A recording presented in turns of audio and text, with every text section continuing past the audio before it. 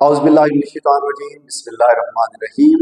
अल्हम्दुलिल्लाह, हम आपके बहुत शुक्रगुजार हैं कि आपने हमारे मास्टर एकेडमी के चैनल को अल्हम्दुलिल्लाह लाइक भी किया, शेयर भी किया और सब्सक्राइब भी किया। अज़ीज़ान मन, ये आज की वीडियो सिर्फ तलबा और तालिबात के लिए नहीं है। ये आज की video first year second year के तलबा तालिबात के साथ साथ ये PPSC के एग्ज़ाम देने वाले या CS के CSS के एग्ज़ाम देने वाले जिनका उर्दू का एक पोर्शन जो कवायद इंशा का शामिल होता है, ये उनके लिए भी बहुत फ्रूटफुल है। तो आज जो मैं टॉपिक लेकर आया हूँ, वो टॉपिक शुरू करने से पहले एक गुजारिश करता हूँ कि आपने वीडियो पूरी देखनी है। वीडियो पूरी देखने के बाद आप इसको लाइक भी करना है, शेयर भी करना है, कमेंट भी करना है और सब्सक्राइब ज़रूर करना है, ताकि आपको आइंदा आने वाली अब तवातर के साथ इंशाअल्लाह अज़ीज़ हमारी वीडियोस आप तक पहुँचेंगी और फिर इंशाअल्लाह अज़ीज़ हम इसी तरह जिस तरह आपने अब हमें पज़ीराई दी है, इंशाअल्लाह उसी पज़ीराई के साथ साथ बाकी उस्ताद कराम भी इंशाअल्लाह अज़ीज़ हमारे साथ गाहे बगाहे मिलते रहेंगे। आज मैं जो टॉपिक लेकर आया हूँ वो है शेरी इस्तिलाहात।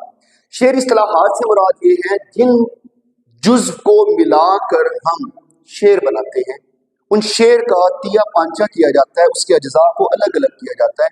उसमें जो बुनियादी चीज़ें हैं वो चार चीज़ें हैं जो कि फर्स्ट ईयर के सिलेबस में शामिल हैं। वो है काफिया, रदीफ, मतला और मत्ता। आज मैं सिर्फ और सिर्फ इस छोटी सी वीडियो में कोशिश करूंगा कि आपको काफिया की समझ आ जाए। काफिया बुनियादी तौर पे खुद लफ्ज नहीं है, ये बकायदा अरबी जबान के लफ्ज माखज कफा से अखज किया गया है, यानी कि इसका माखज जो है वो काफिया का वो कफा लफ्ज है और कफा अरबी जुबान का लफ्ज है और अरबी जुबान में कफा का जो लुग़वी माना है, जो लुगत में लिखा हुआ है, वो लिखा हुआ है पै दर पै आना, पीछे पीछे आना।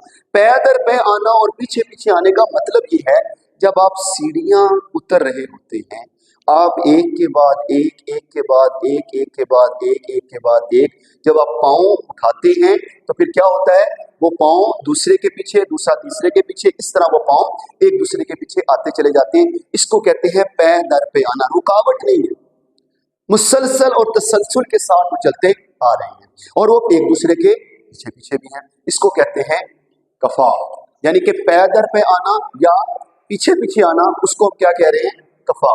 अब कफा का लुग़वी माना आपको समझ में आ गया, पै दर पे आना या पीछे पीछे आना। अब काफिया किससे बना है, वो कफा लफ्ज़ से बना है। अब काफिया की असल तारीफ क्या है, क्योंकि हमें तो अपना काफिया जो है वो हमने देखना है कि वो क्या है।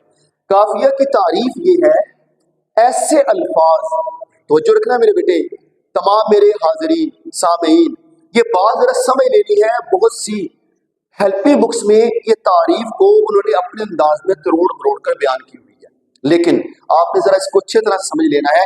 ऐसे अल्फाज जिनके आखिरी हरूफ एक जैसे हों, आखिरी हरूफ एक जैसे हों और उनकी अदाए आवाज भी एक जैसी हो, उसे हम क्या कहते हैं, काफिया अल्फाज कहते हैं। अब इसकी मिसाल बड़ी सिंपल सी है। हम लफ्ज बोलते हैं कहाँ, जहां, वहां।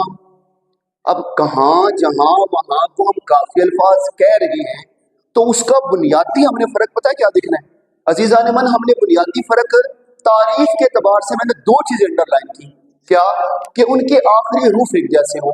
तो गौर करें जरा, ये कहाँ में अलिफ नून गुन्ना, अलिफ और नून गुन्ना, अलिफ और नून गुन्ना, यानी ये नीचे मुश्तरक अल्फाज अलिफ और नून गुन्ना एक जैसे अल्फाज हरूफ हैं लफ्ज के।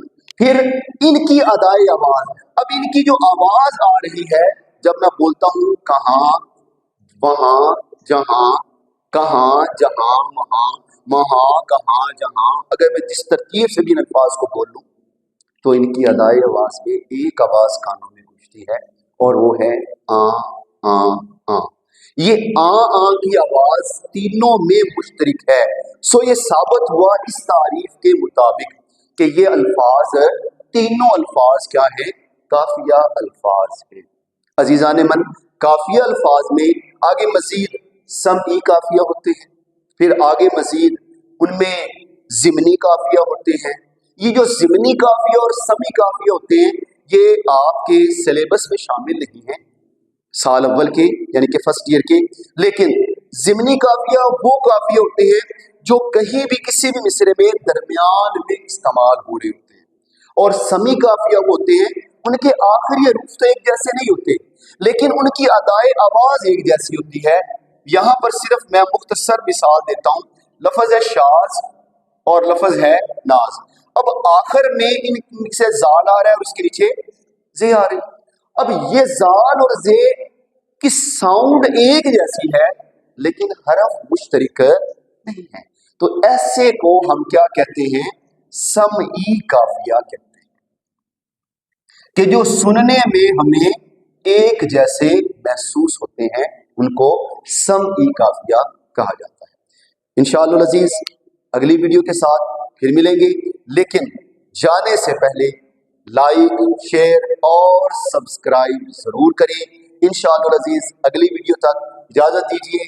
پروفیسر عارف محمود عارف کو السلام علیکم ورحمۃ اللہ